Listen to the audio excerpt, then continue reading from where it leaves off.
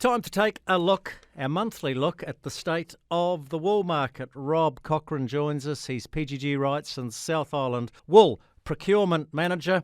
And Rob, not much really by way of good news for the wool industry. It remains in the doldrums, or am I being too glass half empty on this one? Good afternoon. Good afternoon, Jamie. Yeah, no, I don't think you're doing any injustice to anything, really. The market has been very flat. Having said that, we have seen a slight increase in the last, yesterday, in fact, where we had a double sale. One in Napier was about just under 9,000 bales and 10,000 bales in Christchurch, and the market was slightly better. So that's good for the farmers, although it's not going to help too much at the bottom line. No, it's not. Like, I was talking to a farming mate of mine in Southland. December, Sean, his annual shearing, he sold the ewe fleece, albeit privately, for $1.56 a kilo. It costs about $5 to shear a sheep. If the sheep's got, 4 or 5 kilos of wool, he's barely covered his costs, and that's off his main shear. It's sort of a perilous state to be in, really, isn't it? Yes, it is, and that hasn't changed really for the last 12 or 18 months. It's been pretty sad.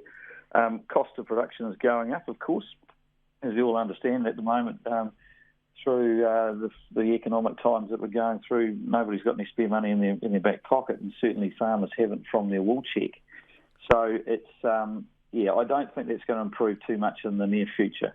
I think we'll be a little way down the track before we see a good return for farmers to cover all of those costs. It's going to be a long time. And I think, to be fair, sheep farmers are accepting of their lot, the strong wool growers I'm talking about there.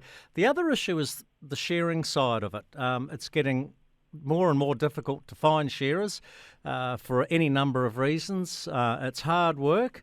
It's obviously very physical work, and the cost of providing that service is going up, just like everything else.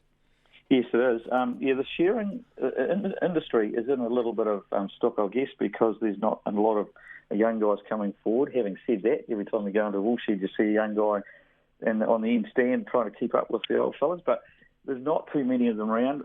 We used to see a lot of North Island shearers coming into the south. At the moment, it's probably the reverse, that the North Island are running out of shearers and South Island shearers haven't been getting up there so much. So it's a bit of a catch-22, really. Well, let's look at the wool quality, because we had for a lot of the country had a wet, cold spring, a lot of rain, and then we've had warm, humid conditions. That equates to a perfect storm for the yellowing of the wool fleece. The quality's down on that one, and you can't do anything about it.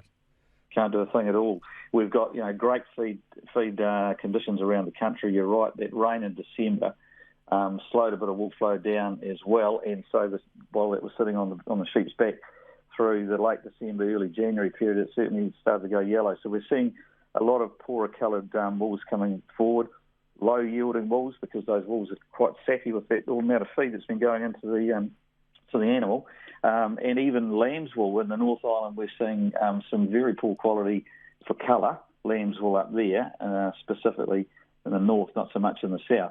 But yeah, the quality is a real issue. Yields are very low.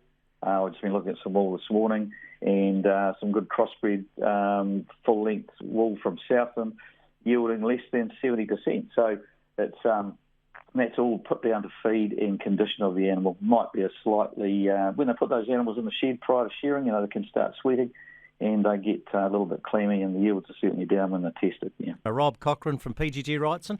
Always good to chew the fat. Thanks, Jamie.